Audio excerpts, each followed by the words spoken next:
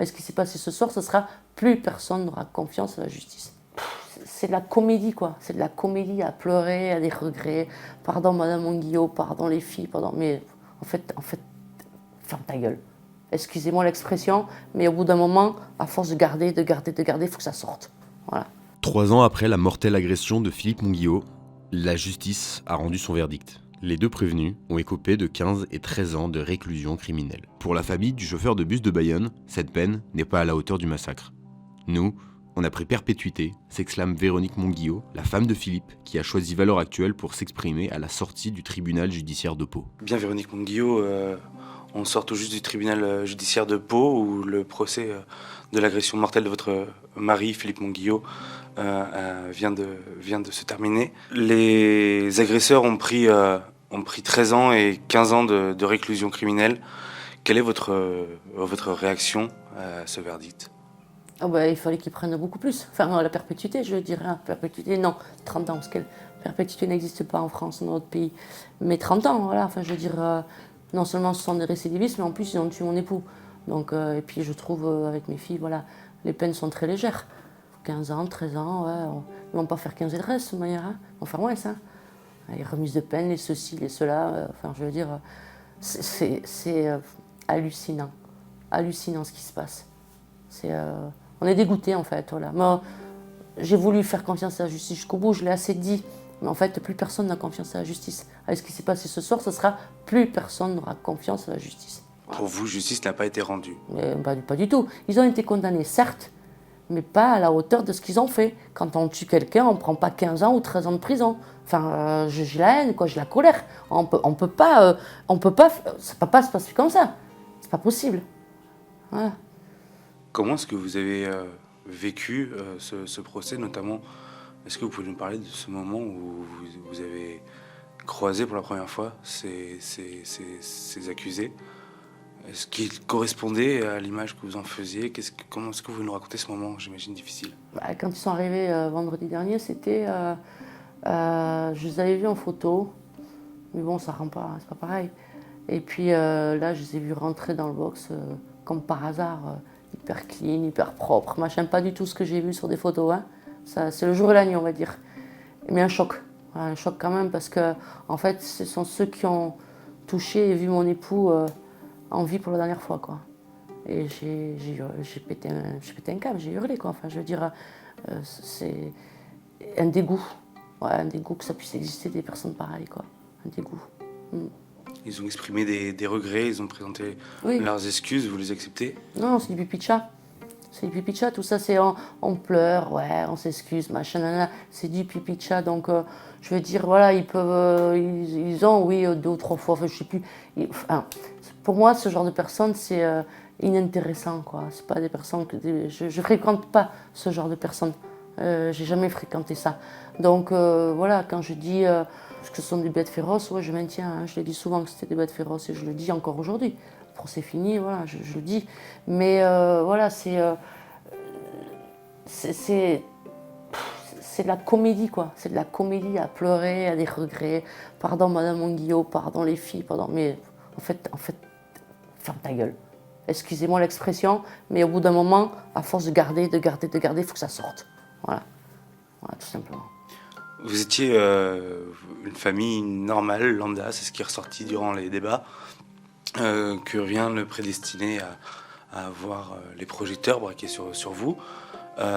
Aujourd'hui, vous êtes rentré dans ce tourbillon judiciaire.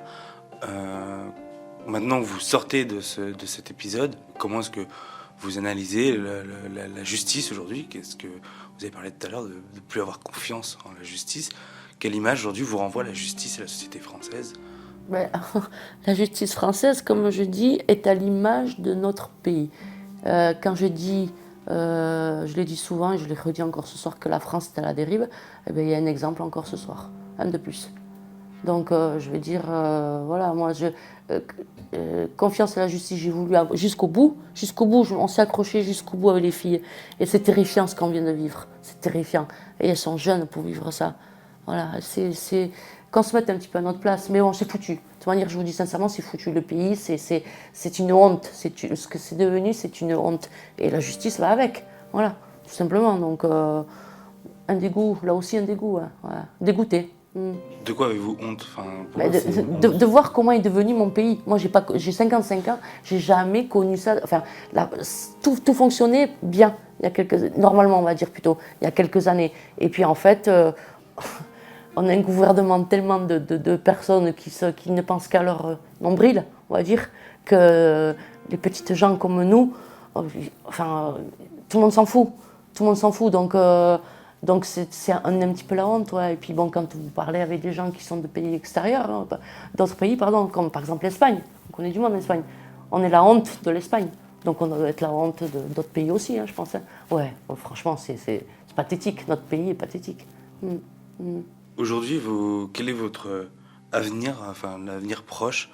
Comment est-ce que vous voyez les prochains jours après ce procès, après ce temps judiciaire? Les prochains jours, déjà, je veux que mes filles et moi-même, on se repose. On est fatigués. On est fatigués de tout ça. On est fatigués d'avoir été obligés de vivre tout ça. On nous a bousculé dans un monde qu'on ne voulait pas connaître. Et bon, ça y est, c'est passé. Hein, les 5 jours de procès sont passés. Mais franchement, c'est terrifiant de rentrer dans une cour d'assises et tout. Je ne le souhaite à personne.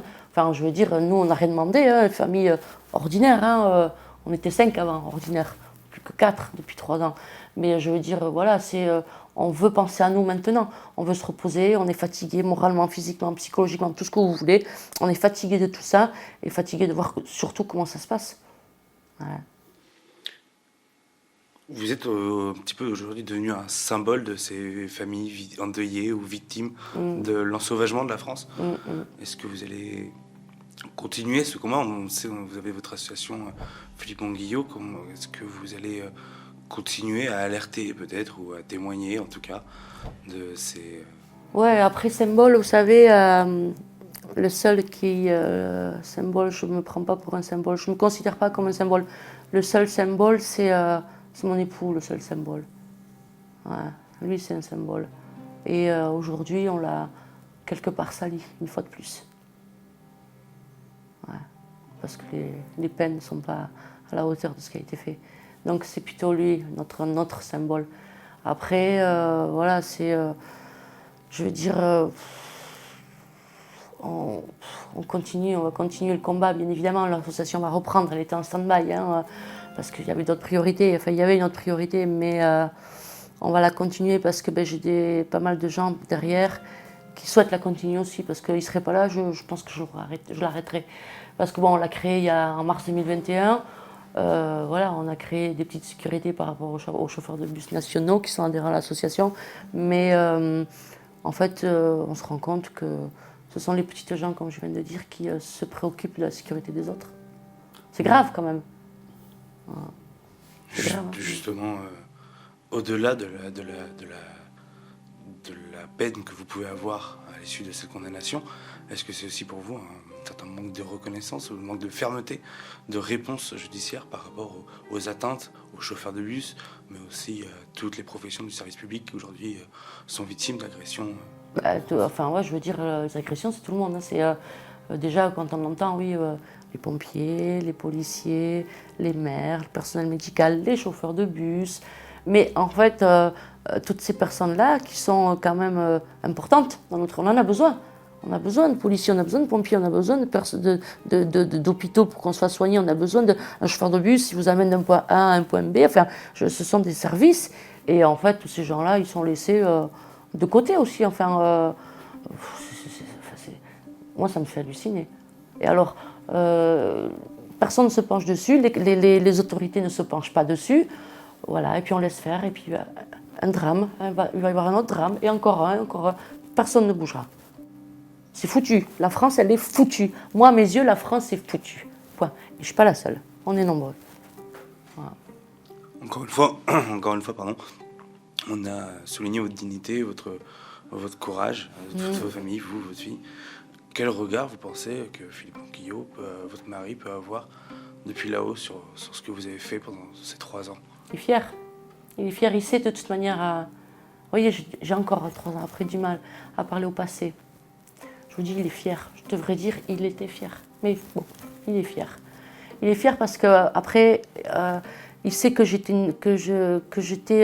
suis une battante un petit peu dans tout, hein, que ce soit pour trouver du travail, que ce soit pour n'importe quoi. Je ne me suis jamais laissée aller. Voilà, pour essayer d'avoir une vie la plus normale possible, hein, pour les enfants, pour nous deux, ainsi de suite. Donc je sais pas, voilà, c'est un petit clin d'œil. Hein, je veux dire, je lui avais dit, je lâcherai rien sur son lit de mort. Je lui avais dit, tous les jours. Les filles aussi. On a été jusqu'au bout. On a bataillé beaucoup, hein, avec cette procédure, le procès, machin, enfin bref. On a bataillé beaucoup, j'ai fait beaucoup de choses, beaucoup de médias, beaucoup de trucs, en espérant être entendue une bonne fois pour toutes, et en fait, c'est à demi-mot. C'est à demi-mot, quoi. Donc c'est quand même assez décevant. Là, aujourd'hui, c'est le temps de faire le deuil, définitivement. Alors la justice ne m'a pas aidée à ce niveau-là. Pourtant, je voulais y croire. J'ai dit, il n'y a pas longtemps, que seule la justice m'aidera à commencer mon deuil, que je finirai quand je l'aurai rejoint. Sauf que la justice ce soir ne m'a pas aidée. Donc est-ce qu'un jour je le ferai mon deuil? Est-ce qu'un jour les filles feront leur deuil? On n'en sait rien. On va être dans le flou. Voilà. Tout simplement. En fait, on repart comme au début, quoi. On ne peut pas faire un deuil. On ne peut pas faire un deuil avec ce qu'on a entendu. C'est impossible. C'est impossible. Moi, je ne le ferai pas, c'est sûr. Je vais essayer de vivre. Je vais essayer d'éliminer la survie, puisque c'est la survie depuis 3 ans. Mais réapprendre à vivre, tout simplement, ça va être compliqué. Malgré que je sois portée. Ça va être compliqué quand même. Voilà. Merci Véronique. De rien. Merci à vous.